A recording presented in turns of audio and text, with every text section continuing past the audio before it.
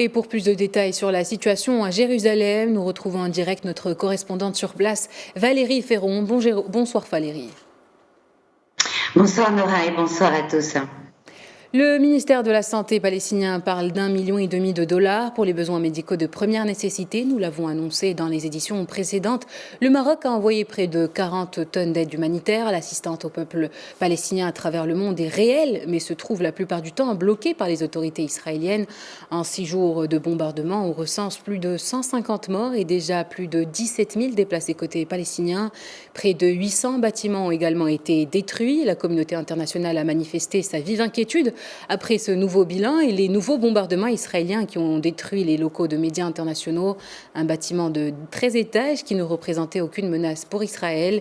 La liaison Internet a été coupée. Donc Valérie, tout ceci témoigne qu'une guerre de communication est engagée. Israël semble être gêné par une génération de Palestiniens qui a pleinement conscience des enjeux. Tout à fait, c'est tout à fait ça.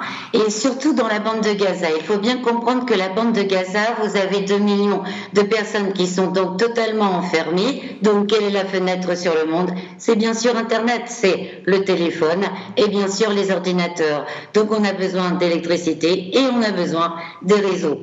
Déjà, il faut savoir que les réseaux à Gaza sont beaucoup moins, par interdiction israélienne, beaucoup moins plus rapides, on peut l'avoir ailleurs. Mais néanmoins, c'est la fenêtre sur le monde, c'est d'une importance cruciale. Actuellement, avec les dernières destructions des grandes tours, donc plusieurs organisations des droits de l'homme ont déjà signalé qu'elles avaient perdu partiellement ou totalement contact, au moins pendant l'après-midi, avec leur personnel sur place qui travaille. Donc ça fait aussi partie d'un gros problème humanitaire, de couper les communications. En ce qui concerne cette génération, c'est bien sûr la génération Internet de toute manière, et c'est aussi la génération qui est née avec l'intifada Al-Aqsa et qui n'a connu de la soi-disant paix d'Oslo que la violence en définitive. Donc elle est rodée extrêmement aussi politiquement, parce qu'elle a vu la propagande israélienne, comment ça marche à travers le monde et comment se faire entendre.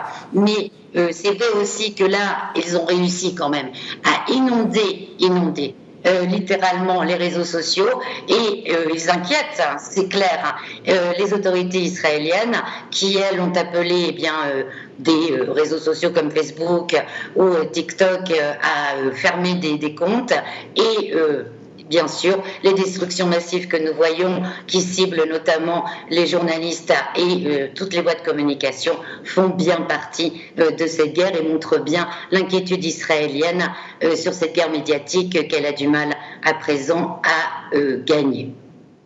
Et les appels au cessez-le-feu se multiplient. La Ligue arabe, l'Égypte, l'Arabie saoudite, les États-Unis et l'UE également à travers la voix du haut représentant pour les affaires étrangères, Joseph Borrell, qui souligne la nécessité de mettre immédiatement un terme à l'escalade et à veiller à ce que les civils de tous bords soient protégés. Comment reçoit-on ces appels au calme du côté d'Israël ?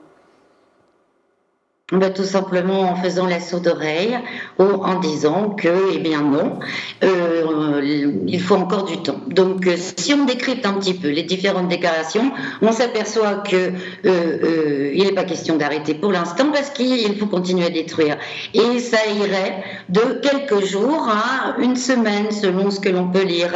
Donc, on verra ce qui reste de la bande de Gaza à ce moment-là, mais il faut souligner aussi, et ça ce sont les analystes israéliens qui en parlent, qu'il n'est pas du tout question pour la classe politique israélienne de torpiller, d'éliminer le Hamas. Donc il semble que pour Israël, à l'heure actuelle, le vrai partenaire, c'est l'ennemi que l'on a déclaré terroriste et non le président Abbas qui, lui, ose aller devant la Cour internationale de justice. Merci Valérie Ferron pour ces éclairages. Je vous rappelle que vous êtes correspondante pour Média TV à Jérusalem.